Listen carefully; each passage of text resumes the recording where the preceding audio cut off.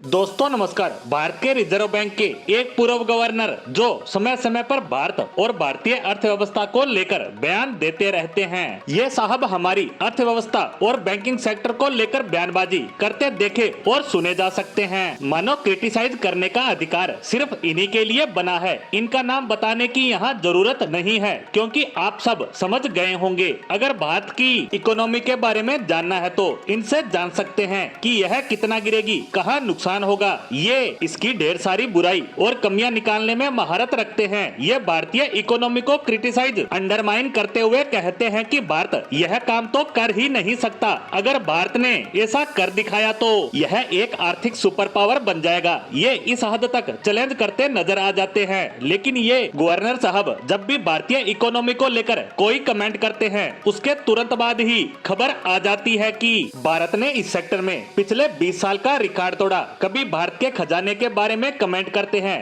तब खबर आ जाती है कि भारतीय खजाने ने 77 साल का रिकॉर्ड तोड़ दिया। और आज की खबर भी इसी से जुड़ी है। दरअसल अभी हाल ही में इन्होंने एक प्रतिष्ठित न्यूज चैनल को इंटरव्यू दिया, जिसमें इन्होंने भारतीय बैंकिंग सेक्टर को क्रिटिसाइज किया। भारत की जीडीपी ग्रोथ के लिए कहा कि यह तो 5% से ऊपर जा ही नहीं सकती। इसके अलावा इन्होंने एक अन्य मुद्दे एनपीए यानी नॉन परफॉर्मिंग एसेट्स, अगर आप इसके बारे में नहीं जानते तो समझ लीजिए, वो लोन जो वापस ना आए, जिसने लोन लिया वो दिवालिया घोषित हो जाए या कोई कंपनी बर्बाद हो जाए, उस लोन को एनपीए में डाल दिया जाता है, जिसके आने की संभावना ना के बराबर हो। उन्होंने कहा कि एनपीए लगातार बढ़ रहा है और एक समय के बाद यह भारत के बैंकिंग सेक्टर को बर्बाद कर देगा, जिससे भारतीय इकोनॉमी को भयंकर नुकसान होगा। लेकिन इनकी इन भविष्यवाणियों के परिणाम भी आना शुरू हो गए हैं। उन्होंने जीडीपी पर कहा था कि यह 5 से 5.5% तक रह जाएगी, लेकिन इसका आंकड़ा आ गया है और भारत की जीडीपी पिछले क्वार्टर में 7.6% की रफ्तार से बढ़ेगी। वहीं अब बात करते हैं सबसे बड़े मुद्दे एनपीए पर।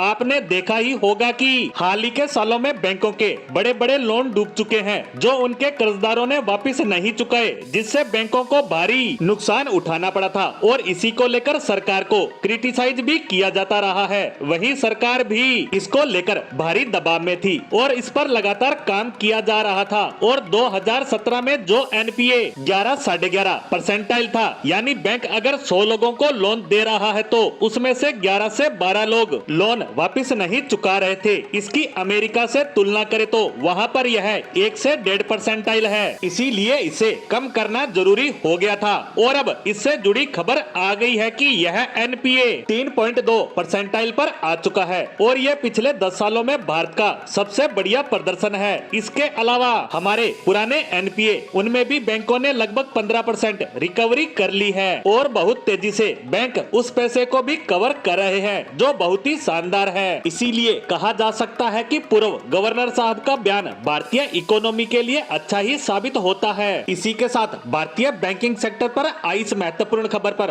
हमारी आज की पोस्ट को यहीं विराम देते हैं। धन्यवाद।